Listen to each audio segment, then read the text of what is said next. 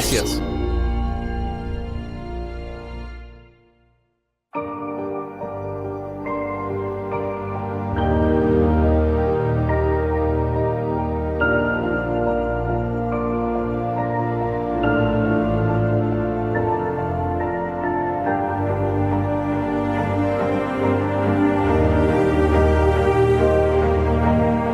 Dios es amor. La Escritura no dice que Dios ama, aunque lo hace, ni dice que Dios es amoroso, aunque lo es. Pero este versículo va más allá de las simples manifestaciones externas de amor y dice que Dios es amor. En otras palabras, la frase Dios es amor no define lo que Dios hace, sino que califica lo que Dios es. Dios es amor. Y en un momento veremos por qué estas tres palabras son tan importantes. Primero, quisiera analizar rápidamente algunos conceptos muy engañosos con respecto al amor de Dios que se están infiltrando en los corazones y las mentes de muchos para desviarlos de Dios. Y cómo estas opiniones en nombre del amor y envueltas en la profesión del amor en verdad se ocultan a la vista. La magnitud de aquello que ellos dicen proclamar, esta idea ha sido defendida principalmente por un orador y autor adventista del séptimo día llamado T.I. Gibson. Escribió un libro llamado La filiación de Cristo, en el que defiende la idea de que para ser amor, Dios tiene que ser un compuesto relacional de tres personas en un solo ser. También lo explica en una entrevista televisiva que realizó en la cadena de televisión 3ABN. Bueno, si lo piensas, hago este ejercicio todos los años con nuestros estudiantes en el programa Abrirse. Una de las primeras cosas que les propongo es una especie de experimento mental teológico. Y sin darles ninguna pista ni nada, les digo, miren, aquí tienen un acertijo. Divídanse en grupos de 2 o 3 y caminaremos hasta el río y de regreso. Pero mientras caminan, quiero que resuelvan este acertijo. ¿Cuál es el valor numérico mínimo del amor? Y todos ponen una cara de confusión y miran cada uno el valor numérico mínimo del amor. ¿Qué significa eso? Les dije, eso es lo que tienen que averiguar. ¿Cuál es el número mínimo de personas que se necesitaría para que exista el amor perfecto? Y empiezan a caminar. Llegamos al río y les digo, bien, ¿qué descubrieron? Y Shelley es increíble. Cada año, no importa quién sea el grupo de personas, todos llegan prácticamente a la misma conclusión. Bromean un poco. Dicen, bueno, no puede ser uno porque el amor no puede existir con un solo individuo. Si te encierras en el baño de por vida, nunca experimentarás ningún amor. Tienes que salir del baño y tener algunas relaciones. Si Dios es una unidad relacional de 3, Padre, Hijo y Espíritu, eso ejemplifica cómo es el amor perfecto, porque el amor perfecto es desinteresado y centrado en el otro. Centrado en el otro, sí. Así que cada uno puede enfocarse en el otro y ser enfocado por el otro, y cada uno también tiene que ceder la atención a una tercera parte. Así que es esta hermosa reciprocidad. Es este ir hacia afuera y luego hacia el otro y luego hacia adentro. Es hermoso. Se propone la idea de que el amor no puede existir con solo una persona. Pero ¿dónde dicen esto las Escrituras? Porque la respuesta es que no lo dicen. Sin embargo, siguiendo este razonamiento, se nos llevaría a creer que si Dios estuviera solo, dejaría de ser amor. Se pregunta, ¿cuál es el número mínimo de individuos que se necesitaría para que exista el amor perfecto? Pocos parecen darse cuenta de que esta pregunta propone que el carácter de amor de Dios depende de factores externos. El razonamiento dice que Dios no puede ser amoroso a menos que haya otras personas a quienes amar y que lo amen a Él a cambio. Pero esto hace que el carácter de Dios y quién es Dios dependan de lo que Él puede o no puede hacer. Por ejemplo, si Dios no tiene a otro ser a quien amar, el razonamiento sugiere que entonces Él mismo no puede ser un Dios amoroso. Y este es un gran problema con este libro, que el autor llega a su comprensión de quién es Dios haciendo que Dios sea subordinado a factores externos. Pero suponiendo que el razonamiento de Ty Gibson fuera cierto, bien podríamos llegar a esa conclusión. Cuando Jesús murió en la cruz y solo había 2 personas divinas en el universo, ese Dios, El padre ya no era amor, sino que se convirtió en un tirano egoísta. Afirmaciones como estas y preguntas como las que surgen como resultado se basan todas en la filosofía humana. El apóstol Juan no hizo que el carácter de Dios dependiera de sus circunstancias al decir que Dios es amor porque es capaz de amar. Juan escribió, Dios es amor. Considera esta afirmación. Por medio de falsas enseñanzas, las mentes de los hombres habían sido apartadas de Dios durante mucho tiempo. En los sistemas educativos predominantes, la filosofía humana había reemplazado la revelación divina. Y eso es exactamente lo que estamos viendo aquí. En lugar del estándar de verdad dado por el cielo, los hombres habían aceptado un estándar ideado por ellos mismos. Se apartaron de la luz de la vida para caminar en las chispas del fuego que ellos mismos habían encendido. La filosofía humana siempre alejará de Dios porque, por su propia naturaleza, no se basa en un así dice el Señor. Sin embargo, en el libro La filiación de Cristo, la filosofía humana propuesta en este libro ni siquiera pretende basarse en un así dice el Señor. La revista oficial de noticias y estilo de vida de la División del Pacífico Sur de la Iglesia Adventista del Séptimo Día, llamada The Adventist Record, dijo lo siguiente sobre el libro. La filiación de Cristo es un argumento legible y cautivador que logra avances útiles al alejarse de la mera discusión. Su énfasis en leer la Biblia como un todo más amplio, en lugar de usar textos de prueba, es importante y es algo que debería decirse con más frecuencia. Así que admiten abiertamente que este libro no se basa en textos de prueba de las Escrituras. Pero The Adventist Record llama a este alejamiento de la discusión y de los textos de prueba bíblicos, progreso. Los principios de la palabra de Dios, y no las múltiples conjeturas de la filosofía humana, deben ser nuestra guía. El siguiente paso en la progresión de la filosofía humana es espiritualizar la personalidad de Dios y de Cristo, concluyendo que Dios y Jesús no tienen forma física. Tal perspectiva interpreta las referencias bíblicas a los brazos, manos, cabeza, pies, cabello y ojos de Dios y su Hijo como completamente espirituales, sin ningún significado literal. Esto es lo que se llama espiritualismo, o la visión espiritual, porque espiritualiza la realidad literal de Dios y de Cristo como personas reales y tangibles. En el libro Primeros Escritos leemos esta cita de Elena White acerca de una de sus primeras visiones. Esta fue publicada en 1851. He visto muchas veces al hermoso Jesús, que Él es una persona. Le pregunté si su padre era una persona y tenía una forma como la suya.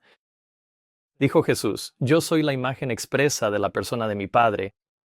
He visto muchas veces que la visión espiritual quitaba toda la gloria del cielo, y que, en muchas mentes, el trono de David y la hermosa persona de Jesús han sido consumidos en el fuego del espiritualismo. Entonces, ¿qué era este espiritualismo? Era espiritualizar la realidad de la forma y la personalidad tanto de Dios como de su Hijo, convirtiéndolos en una esencia misteriosa e intangible. Pero aquí está el problema más grande.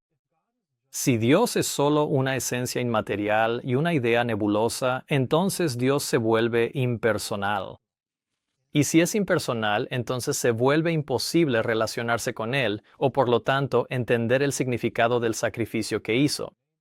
Al dar a su Hijo, en el sitio web católico catholic.com, Catholic Answers tiene un artículo titulado Explicando la Trinidad, en el que afirman, la humanidad está creada a imagen y semejanza de Dios. Por el contexto de Génesis 1, sabemos que esta imagen y semejanza no se refiere al cuerpo del hombre, porque, y aquí está, Dios no tiene cuerpo. De hecho, la naturaleza divina no puede ser corporal ni material, porque no puede haber potencia en Dios, como la hay inherentemente en los cuerpos. Así que esta imagen y semejanza debe referirse a nuestras facultades superiores u operaciones del intelecto y la voluntad. Esta visión de que Dios no tiene cuerpo, los católicos la llaman una verdad fundamental. Sin embargo, este concepto es precisamente la idea que Elena White llamó espiritismo, porque espiritualizaba la realidad de un Dios personal y de un Hijo real como seres relacionables y tangibles, diciendo que quitaba toda la gloria del cielo. ¿Y cuál es la gloria de Dios? Es su carácter de amor. ¿Cómo es que esta visión espiritual de que Dios no tiene cuerpo le roba a Dios su carácter de amor? Lo verás a medida que continuemos. El artículo católico continúa citando a San Agustín en su explicación del Padre, el Hijo y el Espíritu Santo como una Trinidad.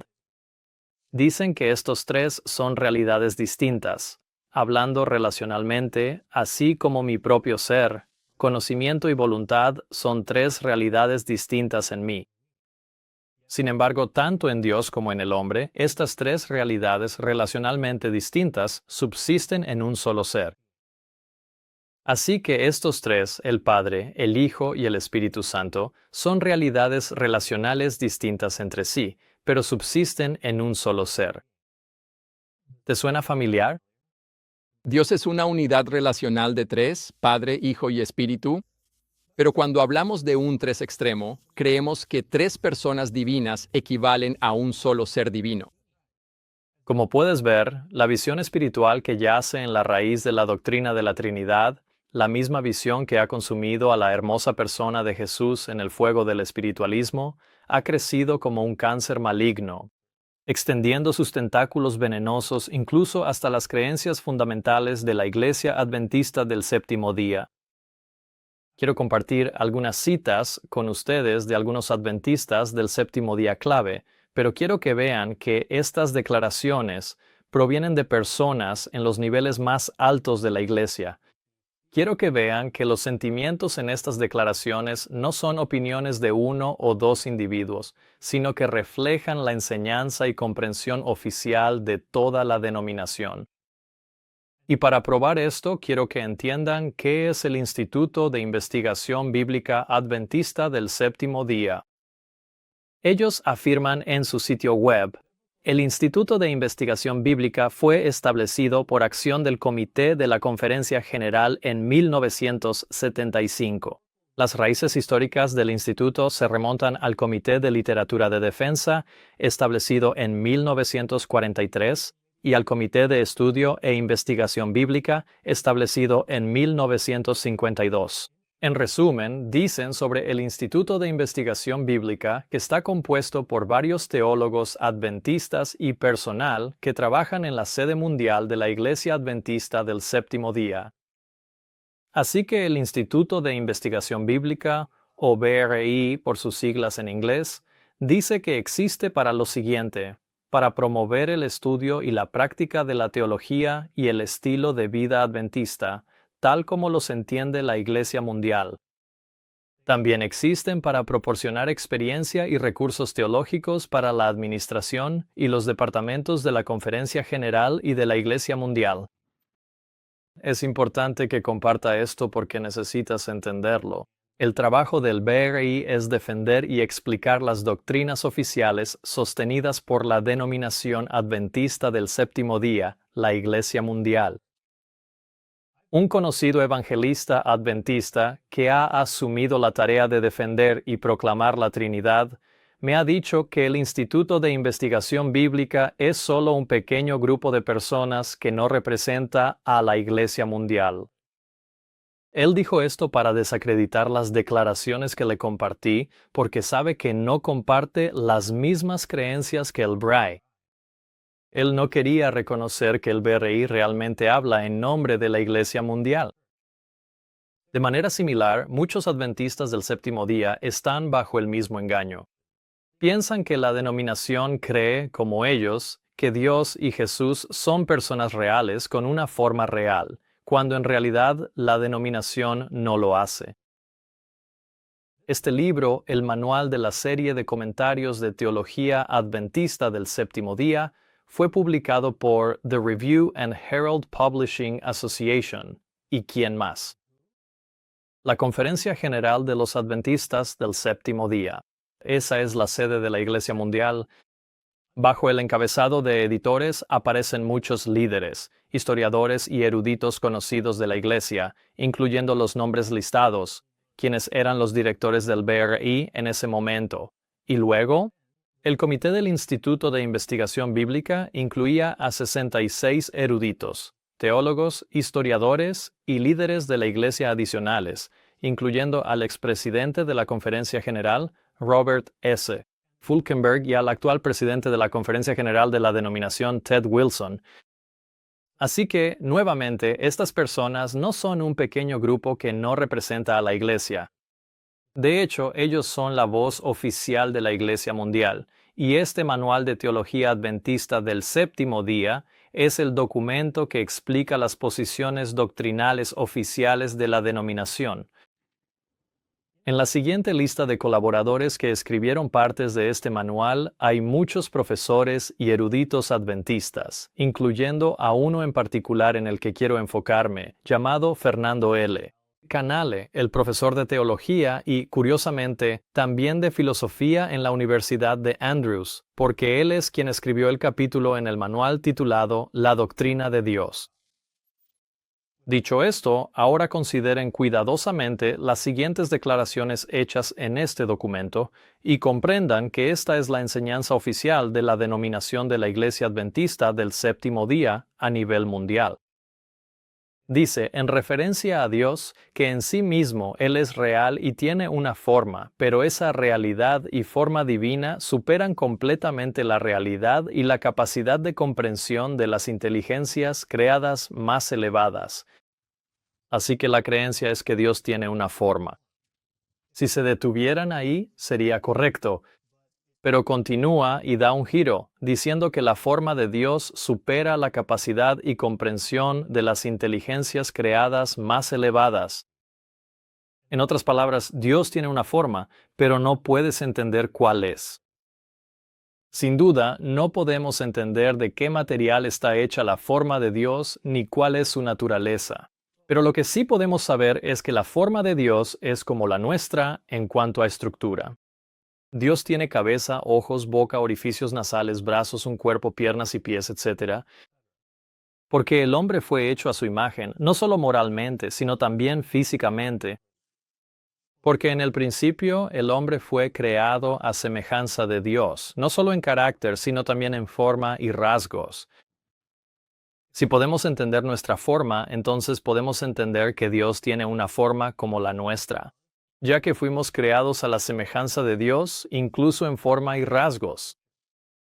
Pero al decir que la forma de Dios sobrepasa la capacidad de comprensión, aleja la mente de esta realidad agradable y cercana de Dios, y en cambio lleva la mente a pensar en Dios como una especie de entidad abstracta, lo mismo que si no tuviera forma en absoluto.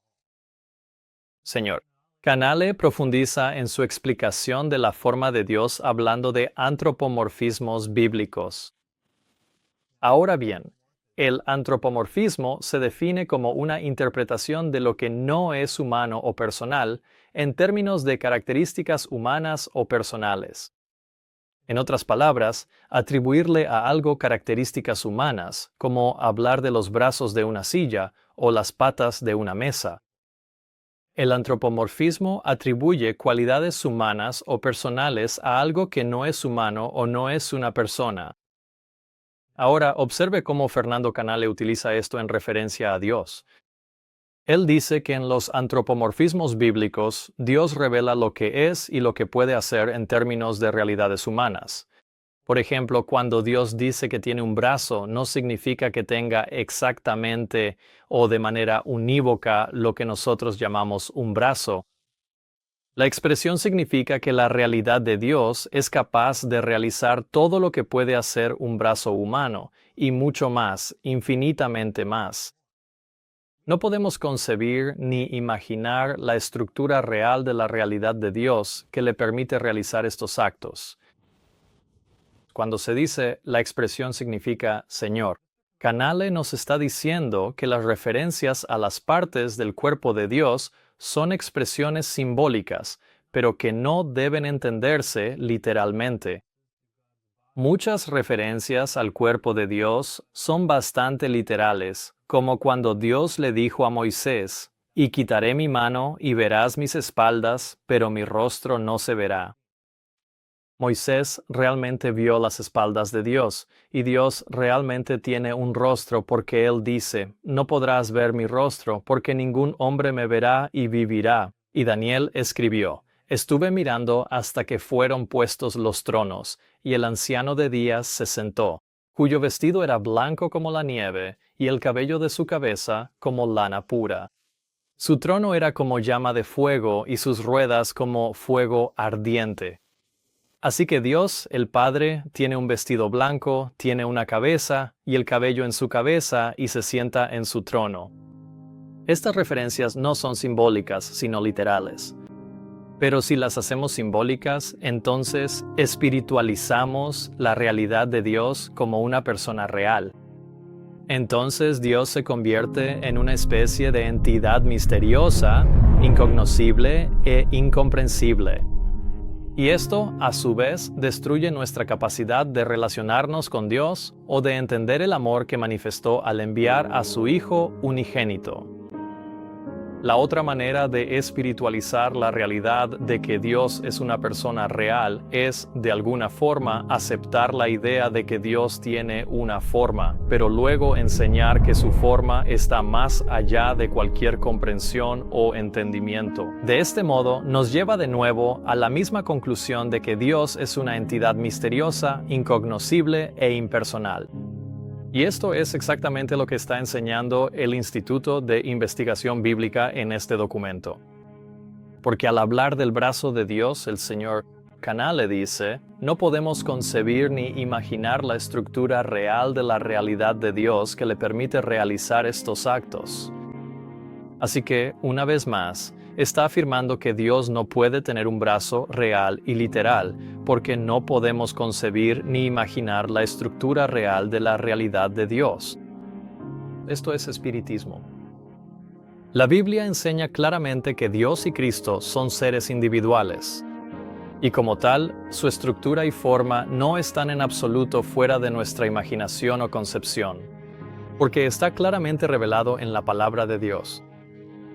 La publicación adventista del séptimo día, adventistoday.org, publicó un artículo en 2022 titulado ¿Qué tipo de cuerpos tendremos en el dulce más allá? Y en este artículo concluyen que la epístola afirma específicamente que, como seres resucitados, seremos como Dios el Padre, quien es inmaterial, o, como dicen los teólogos sistemáticos, incorpóreo. La palabra inmaterial significa sin cuerpo ni partes. James White escribió un libro titulado La personalidad de Dios, en el que aborda directamente el error de la inmaterialidad de Dios. En el libro afirmó que el ateo no tiene vida después de la muerte ni existencia consciente más allá de la tumba. El sectario tiene una, pero es inmaterial, como su Dios, y sin cuerpo ni partes. Además de decir que Dios es inmaterial, los adventistas de hoy añadieron la palabra incorpóreo, que se define como no tener cuerpo o forma material. Así que la publicación Adventist Today, al igual que el Instituto de Investigación Bíblica, no cree que Dios tenga un cuerpo o forma real y comprensible. Ahora bien, ¿hay adventistas que sí creen que Dios tiene una forma? Sí los hay. De hecho, diría que la mayoría de ellos cree que Dios tiene una forma, y en esto estarían en lo correcto. Pero no me estoy refiriendo a lo que cree la mayoría de los adventistas. Me estoy refiriendo a la doctrina y enseñanza oficial de la Iglesia Adventista del Séptimo Día Mundial. Según su propio manual oficial de teología adventista, el hecho de que la doctrina oficial de la Iglesia Adventista sea diferente de lo que la mayoría de los adventistas cree es solo una prueba más de la gran confusión que existe dentro de la Iglesia Adventista. Era importante examinar qué es el espiritualismo y ver cómo la Iglesia está enseñando oficialmente esta falsa doctrina. Pero ahora quiero cambiar de enfoque y que veas por qué el espiritualismo es un problema tan grande y cómo el espiritualismo destruye la manifestación del amor de Dios. La Biblia nos dice, en esto se manifestó el amor de Dios hacia nosotros, en que Dios envió a su Hijo unigénito al mundo para que vivamos por medio de Él. Y este Hijo de Dios era la imagen misma de la persona o forma del Padre. La confusión sobre este asunto es la razón. Ellen White, en una de sus primeras visiones, le preguntó a Jesús si su Padre era una persona y tenía una forma como la suya. Dijo Jesús, y desde entonces, la magnitud del amor de Dios se manifestó al dar a su Hijo unigénito, un Hijo real, a la imagen misma de su propia persona y forma. Entonces, privar a Dios y a Jesús de su forma es robarle algo a la mente del hombre, un acto comprensible y relatable de un Padre amoroso al dar a un Hijo real para la redención del mundo. Y por eso Ellen White dijo, he visto a menudo que la visión espiritual quitaba toda la gloria del cielo, porque quitaba toda la gloria del carácter de amor de Dios en el sacrificio de un Hijo real engendrado a su propia imagen. Así que, por un lado, Dios es una persona real con un cuerpo tangible y real como el nuestro, y Jesús fue engendrado a la imagen misma de la persona de su Padre, lo que significa que Jesús, incluso antes de su encarnación, fue traído a la existencia de la sustancia de su Padre, teniendo un cuerpo y una forma reales como su Padre. Esto tiene perfecto sentido y podemos entenderlo y relacionarnos con ello, porque Dios ha dispuesto que la humanidad sea puesta en familias y experimente lo que significa engendrar hijos a su propia imagen y semejanza. Y ha dispuesto que los padres experimenten lo que significa amar tanto a un hijo que, sin dudarlo, preferirían dar su propia vida antes que ver a sus hijos perecer. Todo esto Dios lo ha propuesto para que la humanidad lo experimente. De modo que, al enviar a su propio Hijo a nuestro mundo para perecer en nuestro lugar, podamos comprender, entender y conocer el amor que Dios tiene por nosotros. Ahora bien, por otro lado, si Dios no es una persona real y tangible con un cuerpo como el nuestro, sino que es una esencia trinitaria inmaterial e impersonal, entonces no es posible para Dios ser un Padre real o tener un Hijo real. Tampoco es posible que la humanidad se relacione con el sacrificio de Dios o entienda la manifestación de su amor al dar un hijo, porque entonces Dios no podría ser un Padre real, ni Jesús un Hijo real. ¿Cómo puede entonces la humanidad relacionarse con el sacrificio de un Dios nebuloso, impersonal e inmaterial al enviar a un Hijo inmaterial, impersonal y metafórico a nuestro mundo? La manifestación del amor de Dios, que está diseñada para derretir y convertir el corazón, se pierde por completo, ya que la humanidad no puede relacionarse con ella ni entenderla. Y es por eso que este tema de la inmaterialidad de Dios, que es la base de la doctrina de la Trinidad, absolutamente borra y destruye la mayor manifestación del carácter del amor de Dios conocida por el hombre. Entonces, ¿cuál visión es la correcta? La hermana White podría responder, el razonamiento de que Dios no es un ser personal es sumamente deshonroso para él. No debemos tener ninguna controversia sobre este asunto. Y así queda resuelto. Abandonemos todas esas doctrinas e ideas de que Dios es inmaterial, sin cuerpo ni partes, o que es incomprensible, no sea que deshonremos a nuestro Creador. James White compartió lo que los adventistas del séptimo día solían creer, diciendo, ¿qué es Dios?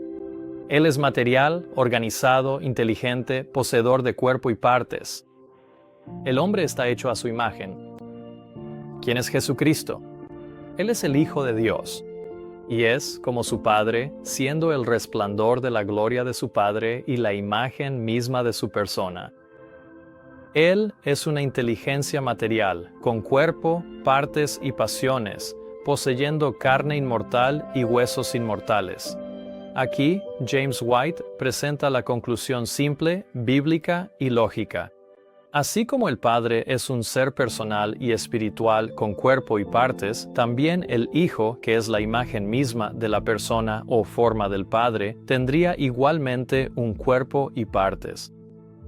Por lo tanto, la comprensión que tengamos acerca del Padre formará nuestra comprensión del Hijo. Si los cristianos de hoy sostienen que Dios no tiene una forma literal, cuerpo o partes, entonces lógicamente llegarán a la misma conclusión. En cuanto al Hijo de Dios, se dice que no es un hijo literal, porque Dios no puede ser un Padre literal. Así se priva a la humanidad de la gran manifestación del amor de Dios, que fue diseñada para convertir al pecador y redimirlo del pecado. La semilla del espiritualismo ha sido sembrada en la teología oficial de la Iglesia Adventista del Séptimo Día, y ha estado cosechando su fruto mortal, al quitar la revelación del amor de Dios por el hombre que Dios había diseñado que tuviéramos.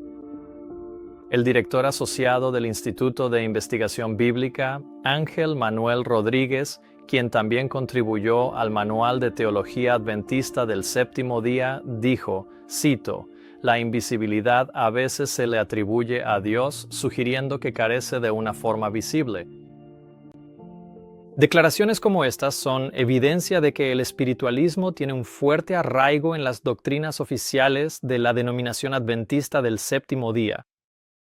Se vuelve evidente por qué los trinitarios prefieren adoptar la postura de que Dios no tiene forma, porque si Dios tuviera una forma, entonces la forma de este ser, compuesto por tres personas, resultaría en una construcción bastante repulsiva que sería difícil de llamar nuestro Padre Celestial. Tampoco podríamos decir ya que el hombre fue hecho a su imagen.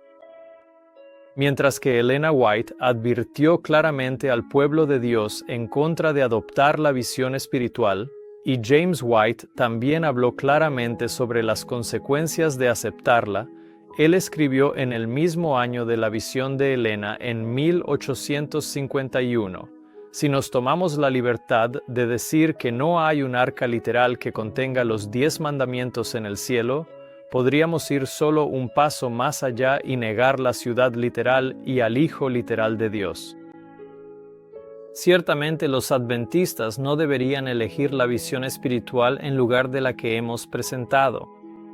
No vemos ningún punto intermedio que se pueda tomar. Entonces, ¿qué niega la visión espiritual? Niega al Hijo literal de Dios. Y esta es exactamente la posición que la Iglesia Adventista del Séptimo Día está enseñando hoy. Una vez más, el exdirector del Instituto de Investigación Bíblica, Ángel Manuel Rodríguez, quien es el mismo hombre que sugirió que Dios carece de una forma visible, escribió en su artículo Una cuestión de filiación, que el Hijo no es el Hijo natural y literal del Padre, y otro teólogo del Instituto de Investigación Bíblica, Gerhard Fandel, dijo, sin embargo, la filiación de Jesús no es ontológica, es decir, en cuanto a su origen, sino funcional. Él dice que en el plan de salvación, cada miembro de la Trinidad ha aceptado un papel particular. Recientemente, el Instituto de Investigación Bíblica publicó un cuadro titulado Los principios fundamentales de la Trinidad, y admiten que una de las creencias fundamentales de la Trinidad es negar que Jesús sea el Hijo literal de Dios. Porque en su cartel, bajo el título Hijo de Dios, escriben que la palabra hijo es una metáfora, no denota descendencia biológica. Así que ahí lo tienen directamente de las propias publicaciones de la Iglesia por sus principales teólogos. Que la doctrina de la Trinidad, que se convirtió en la creencia fundamental número 2 de la Iglesia en 1980, niega de manera firme e inequívoca la filiación literal de Jesucristo, exactamente como tanto James como Ellen White escribieron que sucedería. El profeta Judas, con su profunda sabiduría y su visión premonitoria, advirtió a la humanidad sobre los peligros inminentes y las consecuencias de sus acciones. Y, ante tales revelaciones, ¿cómo podrían negar la verdad que se les presentaba con tanta claridad y urgencia?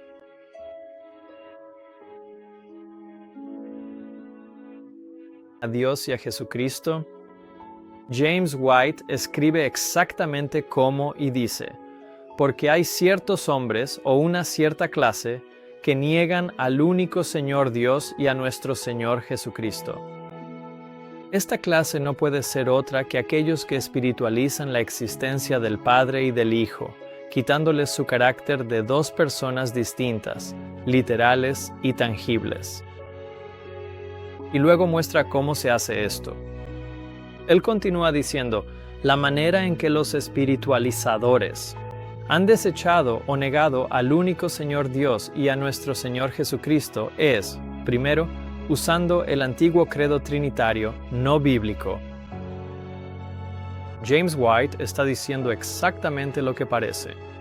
Él está diciendo que la advertencia profética acerca de esos hombres impíos que niegan al único Señor Dios y a nuestro Señor Jesucristo se aplica directamente a la doctrina de la Trinidad. Porque la Trinidad espiritualiza la existencia del Padre y del Hijo, quitándoles su carácter de dos personas distintas, literales y tangibles. En este punto, algunos trinitarios adventistas de hoy podrían querer argumentar que ellos no creen en la Trinidad católica, ellos creen en lo que llaman la divinidad. Pero no importa cómo llamen a su Dios tres en uno. Porque ya sea que crean que Dios es un solo ser compuesto por tres personas divinas como los católicos, o que sean politeístas y elijan creer en una divinidad que incluye tres seres divinos, no importa. Porque ambas doctrinas trinitarias niegan de manera igual y explícita que Jesús sea el Hijo literal de Dios, y por lo tanto destruyen por igual la manifestación del amor de Dios al enviar a su verdadero unigénito Hijo. Al negar la filiación de Cristo, todas las versiones de los credos trinitarios niegan igualmente la paternidad de Dios y adoran en su lugar a un Dios de su propia creación, lo cual la Biblia define como idolatría. Ellen White también comprendió las advertencias de Pedro, hablando de aquellos que introducirán encubiertamente herejías destructoras, incluso negando al Señor que los rescató, y muchos seguirán sus caminos perniciosos. Para Ellen White, ella escribe: aquí el apóstol ha señalado una de las características distintivas de los maestros espiritualistas. Se niegan a reconocer a Cristo como el Hijo de Dios. A quienes están en las iglesias adventistas del séptimo día, les hago este desafío.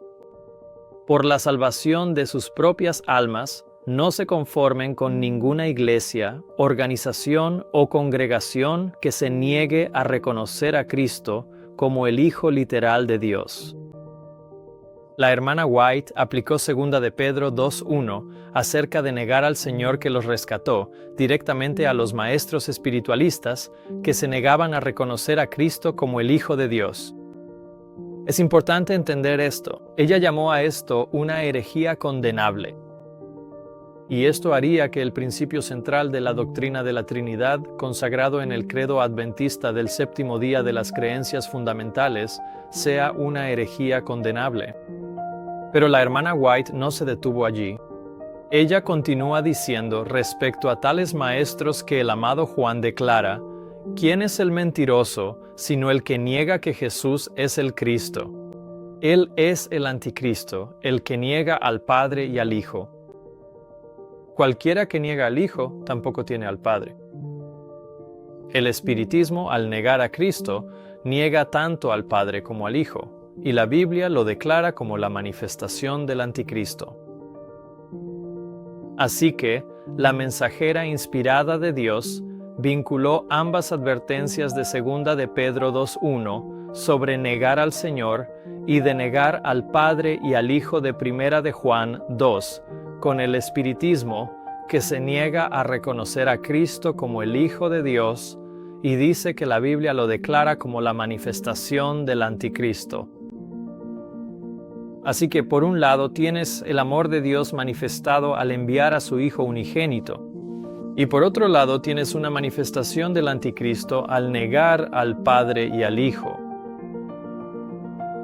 ¿A qué otra conclusión puede llegar un ser humano racional sino a reconocer que la doctrina trinitaria de un Cristo coeterno, que no es el Hijo literal de Dios, es una manifestación del anticristo y una afrenta que busca borrar la manifestación del amor y el carácter de Dios al mundo?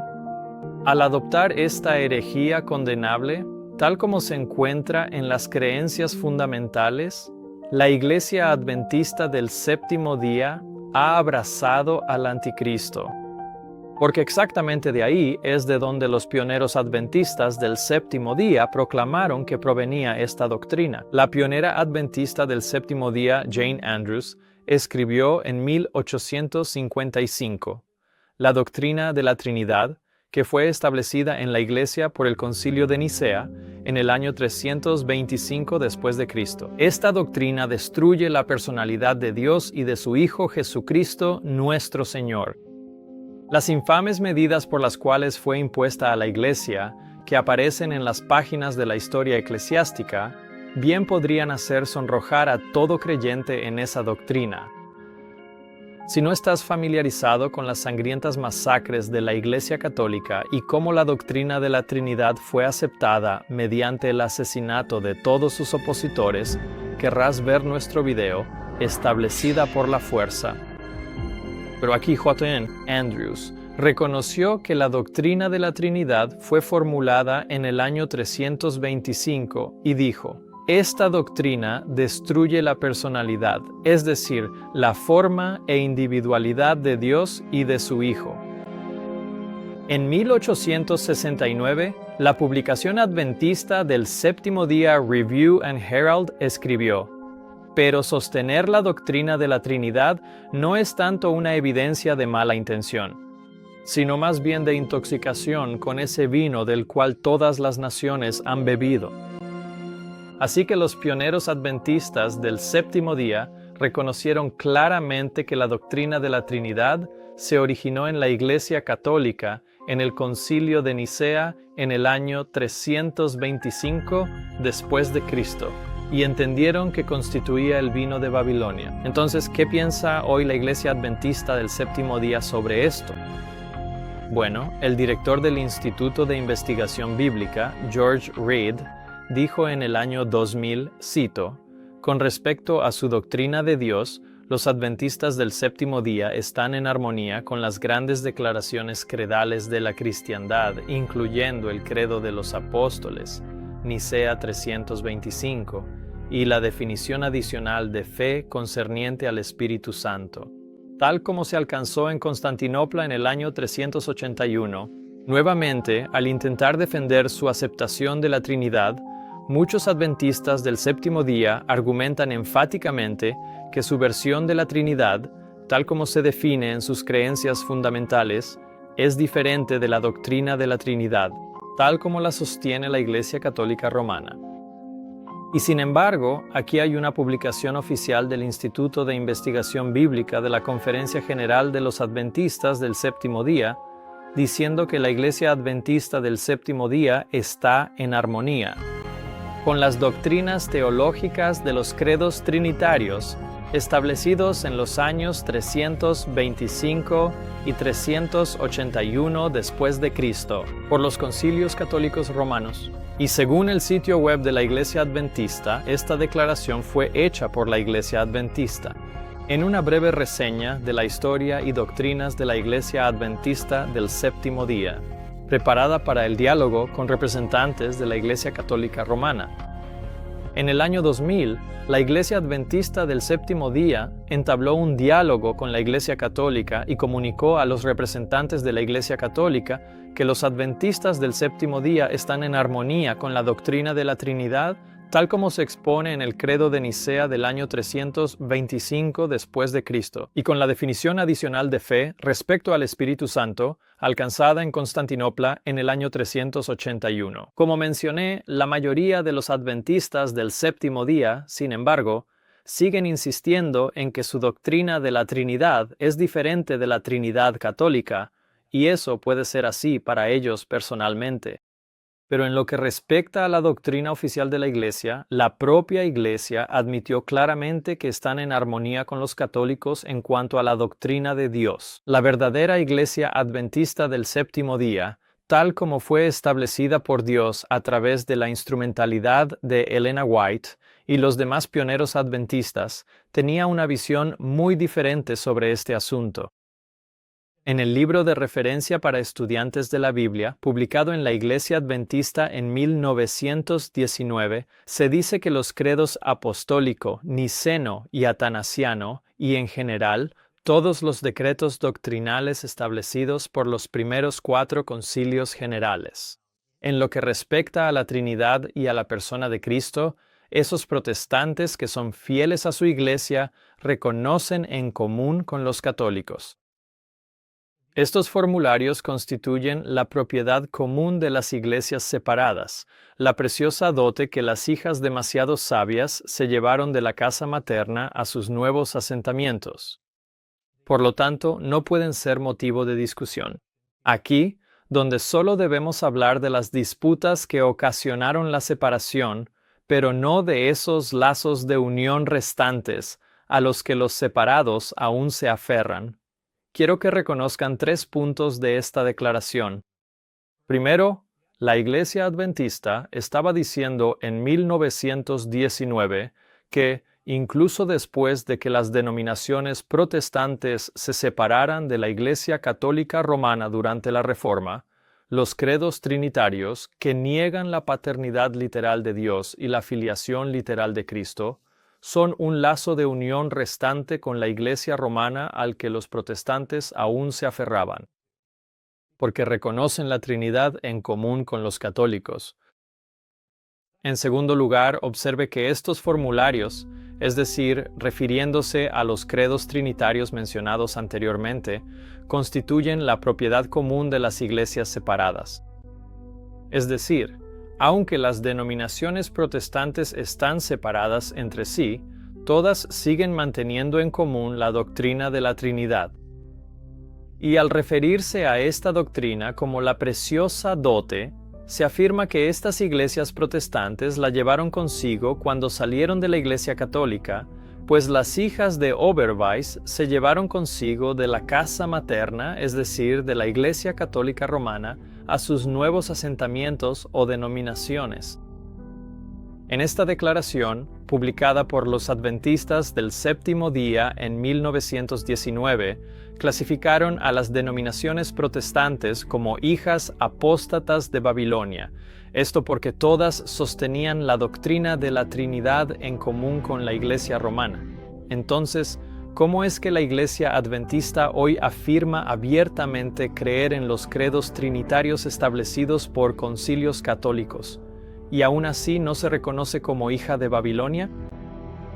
¿Cambió la Iglesia? ¿Cambió la Iglesia católica? ¿O cambió la Iglesia Adventista? La inspiración nos dice que ha habido un cambio, pero el cambio está en los protestantes, no en los romanistas. El tercer punto que quiero que vean en esta declaración está en esta frase, que con respecto a la Trinidad, esos protestantes que son fieles a su iglesia lo reconocen en común con los católicos. Y piensen en lo que esto está diciendo. Para que los protestantes sean fieles a sus iglesias protestantes, tienen que reconocer la doctrina de la Trinidad en común con los católicos. ¿Y acaso esto no sigue siendo así hoy en día? Para ser miembro del Consejo Mundial de Iglesias, una denominación tiene que aceptar la doctrina de la Trinidad. La aceptación de la doctrina de la Trinidad se ha convertido en el ídolo ante el cual todas las denominaciones deben inclinarse para ser consideradas una fe cristiana válida. Y desde 1980, cuando los adventistas votaron la doctrina de la Trinidad como una creencia fundamental, esto también se hizo realidad en la Iglesia Adventista del Séptimo Día.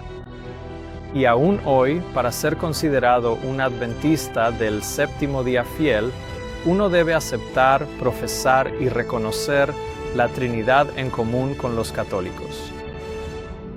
Quienes han aceptado que Jesús realmente es el Hijo de Dios y han rechazado la Trinidad pueden decírtelo. No pasó mucho tiempo antes de que fueran rechazados, reprendidos o finalmente expulsados de la iglesia. Y ahora, para ayudarte a entender por qué la filiación literal de Jesucristo es un asunto tan importante y cómo esto se relaciona con nuestra comprensión del amor de Dios y su carácter, quiero cambiar de rumbo ahora y enfocarme en el amor de Dios y cómo Dios eligió revelar su amor, el objetivo que esta revelación de amor pretendía lograr, y cómo esta doctrina del anticristo ha privado a la humanidad de la revelación completa del amor del Padre al rebajar el honor exaltado de la filiación literal de Cristo a una simple metáfora o un papel interpretado. Leemos en Juan 3:16, porque de tal manera amó Dios al mundo que dio a su Hijo unigénito, para que todo aquel que en Él cree no se pierda, mas tenga vida eterna. La Biblia declara que Dios dio a su Hijo unigénito. Para entender lo que esto significa, veamos la palabra unigénito.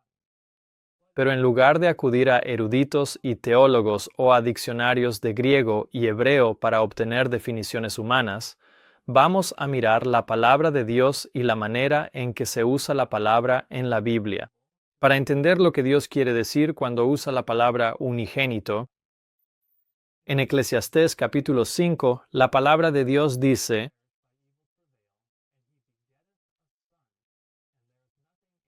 y luego la misma idea se repite, pero con palabras diferentes, diciendo que la palabra engendrado simplemente significa salió o procedió.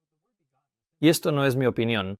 Esto es la palabra de Dios definiendo la palabra de Dios. En Números 11:12, Dios dice: ¿acaso concebí yo a todo este pueblo? ¿Los he engendrado yo? Para que me digas, llévalos en tu seno como lleva el que cría al niño de pecho hasta la tierra que juraste a sus padres. Una vez más, la misma idea se repite 2 veces, pero con palabras diferentes.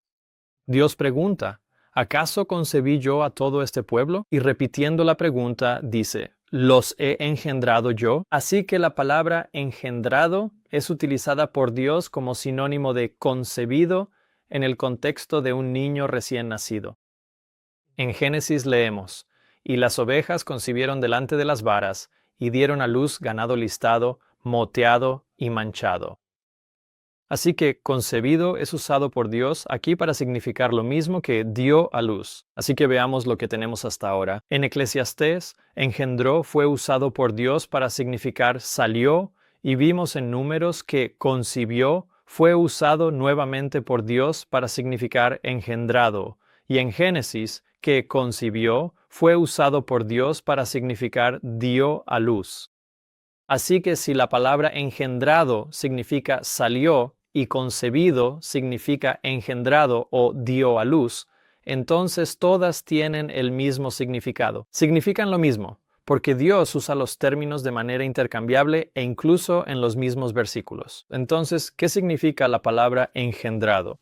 Significa exactamente lo que la palabra de Dios dice que significa. Significa salió o fue dado a luz. La razón por la que insisto en este punto no es porque sea difícil de entender, sino porque todo el mundo cristiano ha redefinido la palabra para que signifique algo completamente diferente a como la define la Biblia. Los eruditos dicen que significa único, o algunos incluso llegan a decir que significa creado. Pero simplemente señalo que la forma en que ellos definen la palabra es inconsistente con la manera en que Dios usa esta palabra.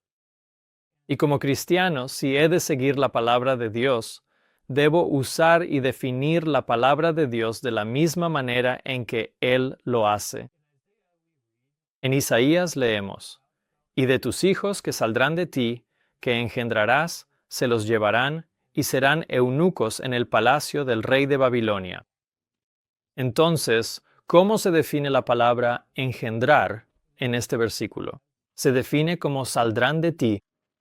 Así que la palabra de Dios define la palabra engendrado y sus derivados como traído al mundo, dar a luz, salir de, proceder de y concebido.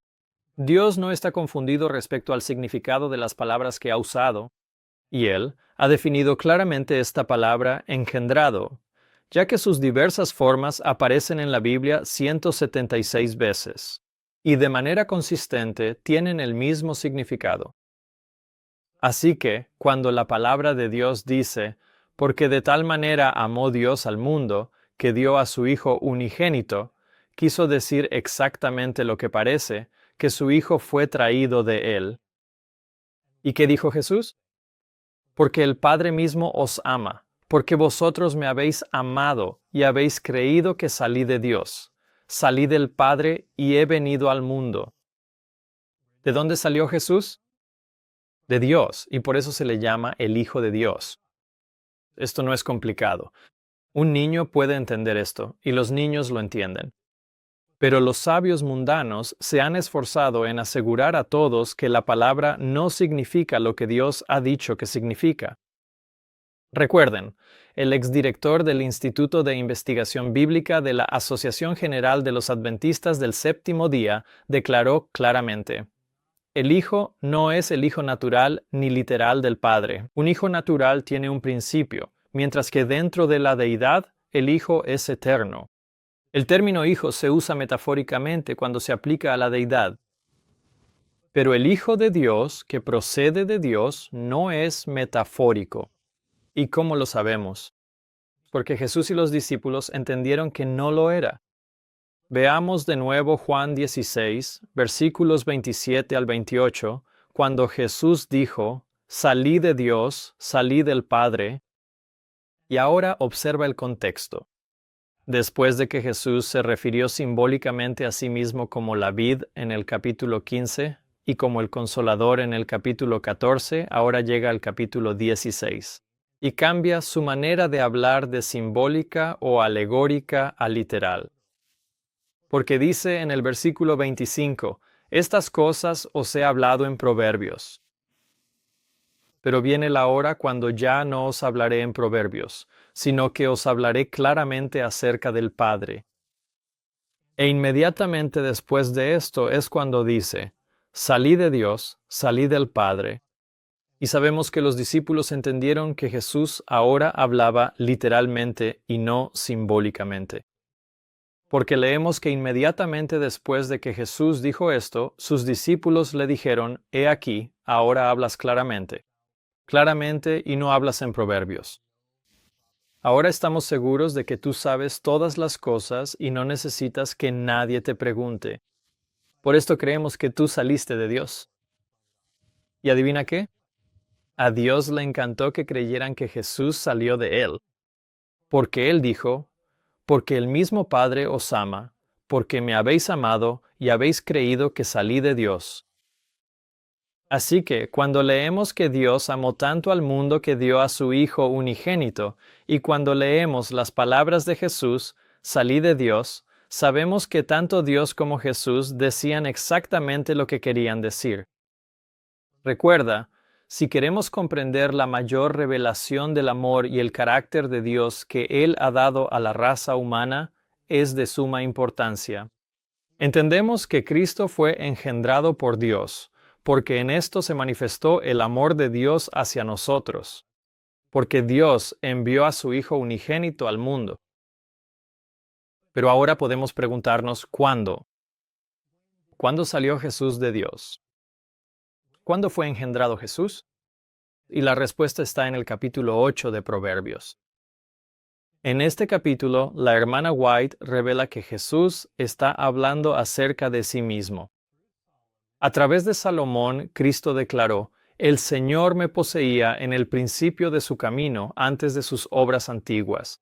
Fui establecido desde la eternidad, desde el principio antes que la tierra fuese. Cuando no había profundidades, fui engendrado.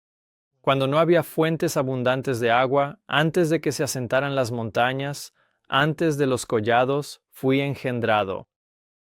Al hablar de su preexistencia, Cristo lleva la mente a través de edades sin fecha. Él nos asegura que nunca hubo un tiempo en que no estuviera en íntima comunión con el Dios eterno. Entonces, ¿quién dice Elena White que está hablando? Es Cristo.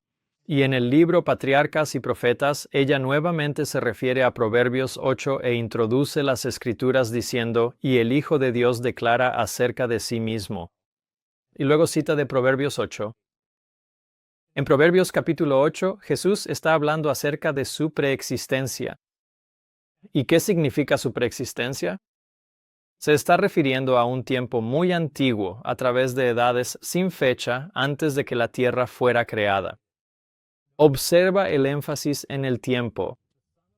El Hijo de Dios declara acerca de sí mismo, fui establecido desde la eternidad, desde el principio, antes que la tierra existiera. Cuando no existían las profundidades, fui engendrado. Cuando no había fuentes abundantes de agua, antes de que se asentaran las montañas, antes de los collados, fui engendrado. Cuando aún no había hecho la tierra, ni los campos, ni la parte más alta del polvo, del mundo. En estos 4 versículos, Jesús nos está diciendo 2 cosas. Nos está diciendo qué sucedió y nos está diciendo cuándo sucedió. Entonces, ¿qué sucedió?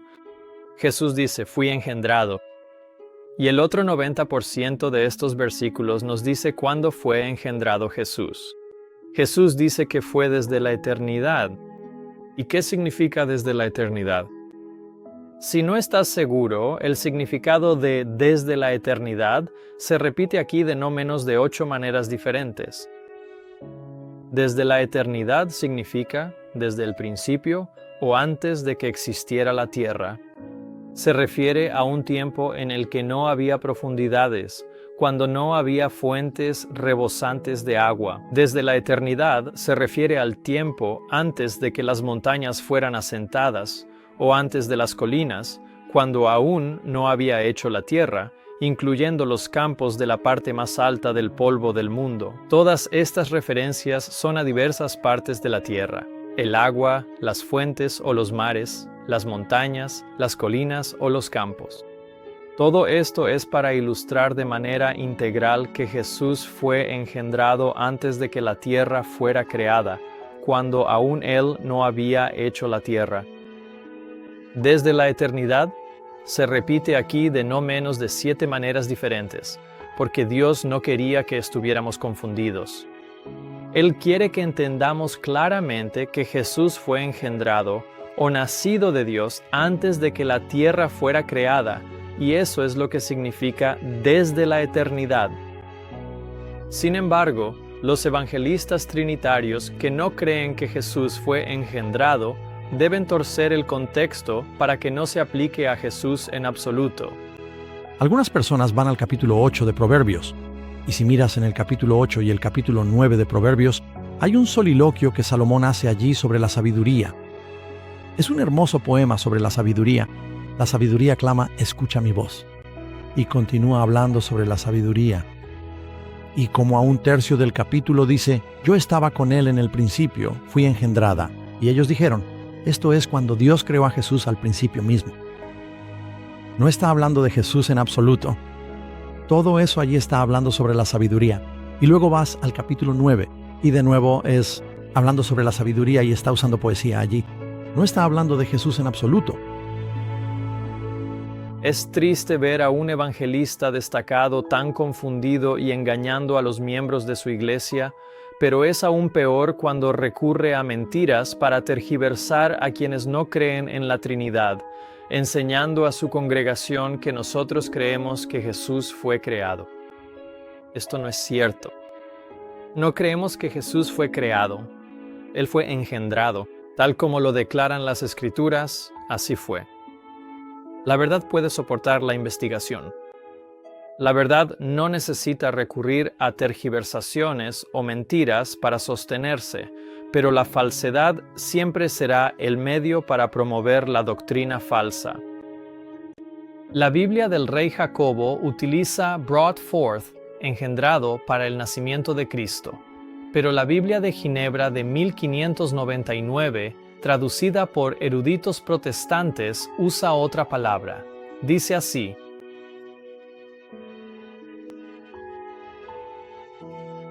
Así que ahí lo tienes, entonces, directamente de la palabra de Dios.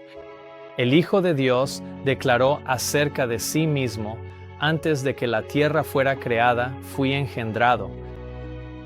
¿Y de quién fue engendrado o traído al mundo Jesús? Jesús nos dice con sus propias palabras: salí de Dios, salí del Padre. Y Jesús no está hablando simbólicamente, porque leemos que sus discípulos le dijeron: he aquí, ahora hablas claramente y no usas ninguna parábola.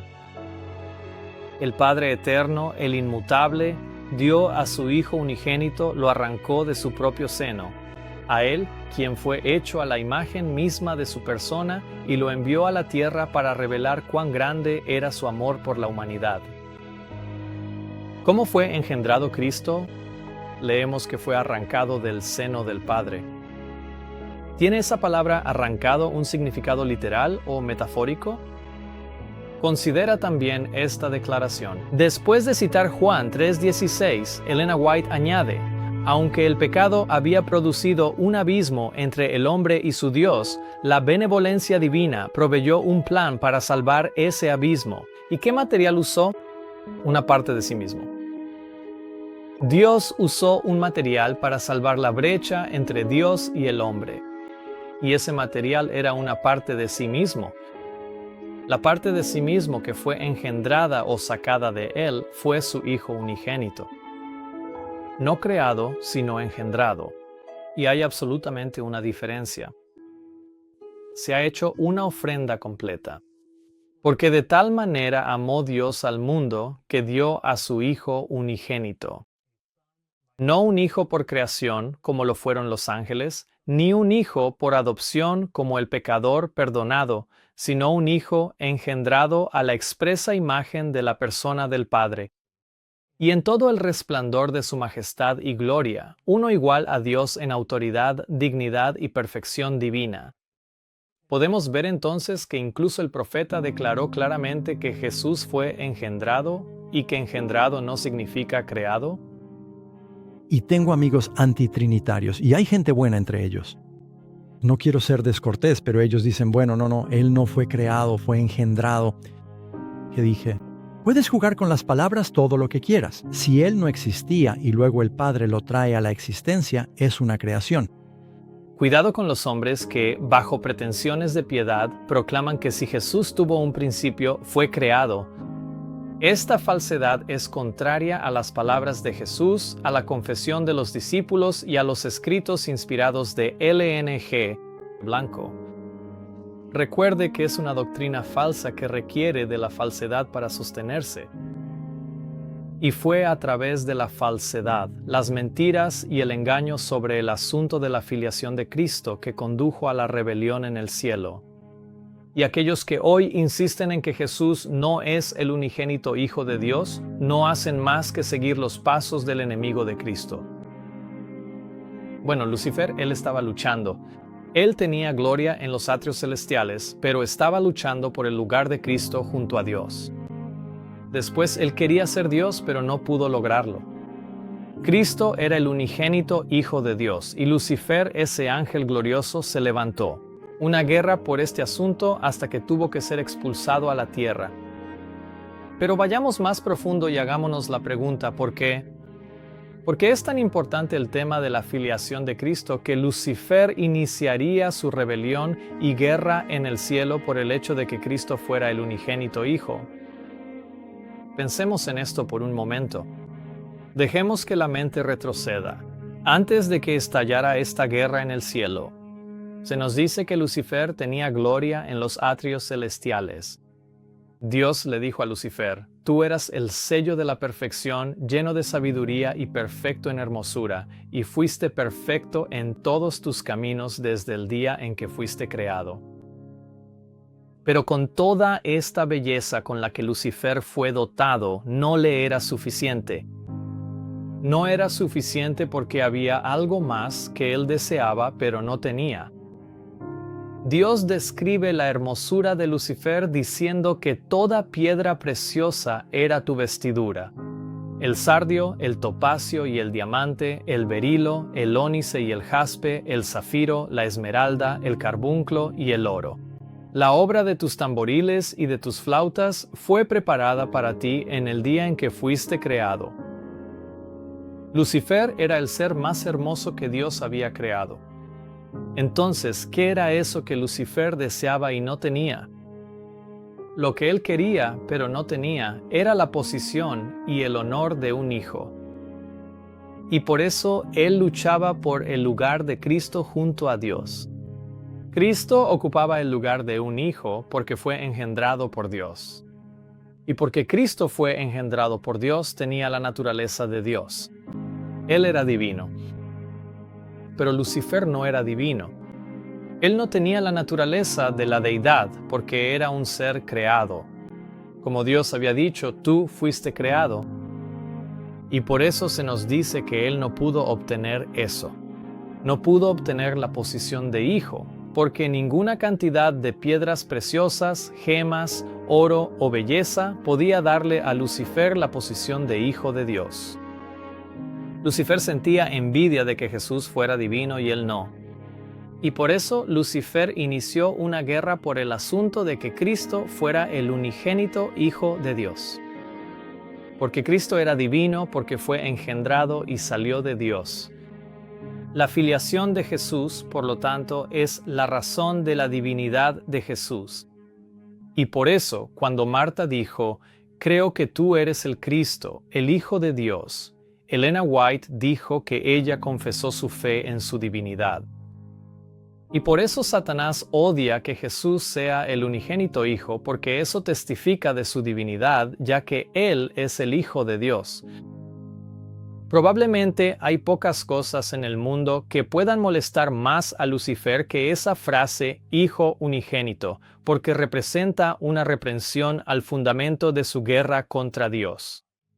Especialmente, la palabra único debe ser muy perturbadora, porque cada vez que escucha la palabra único, se le recuerda que único no lo incluye a él, y que como ser creado nunca podrá obtener la posición de un hijo verdadero, así que si Lucifer como ser creado nunca puede alcanzar la posición de un hijo real.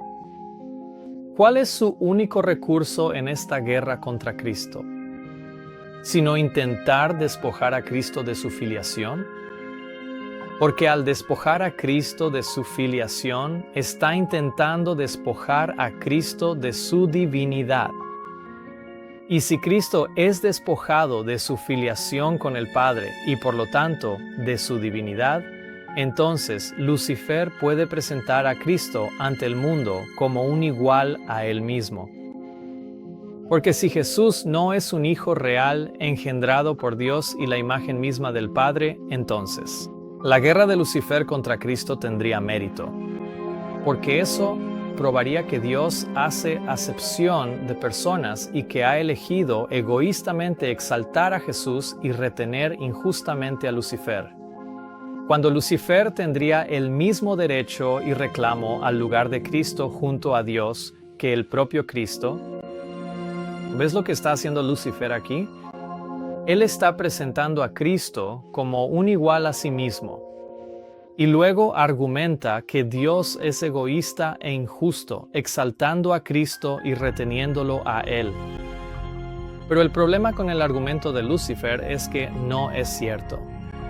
Su premisa de que Jesús no es realmente el Hijo de Dios es falsa.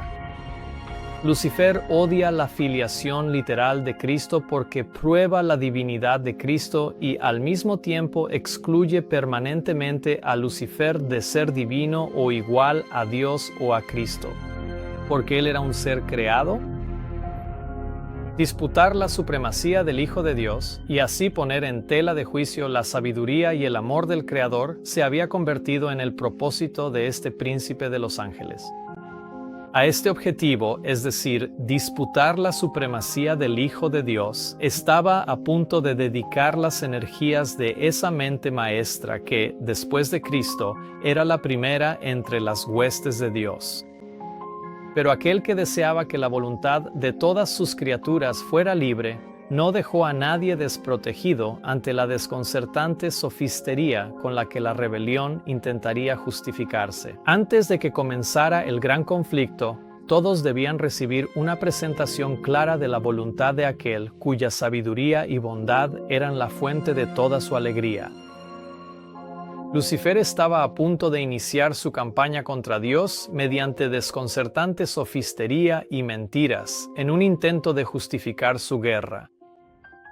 Sabiendo de antemano que Lucifer, con su astucia y malicia inherente, hará esto atacando directamente la filiación literal y divina de Cristo, el Hijo unigénito de Dios, el Todopoderoso Dios Padre hace una declaración clara, inequívoca y profundamente significativa a todo el vasto universo, expresando de manera contundente y claramente la verdad fundamental para que absolutamente nadie necesite ser engañado o extraviado si elige creer y aceptar lo que Dios mismo ha dicho y establecido. Esta verdad inmutable se proclama desde el trono celestial, resonando con autoridad suprema.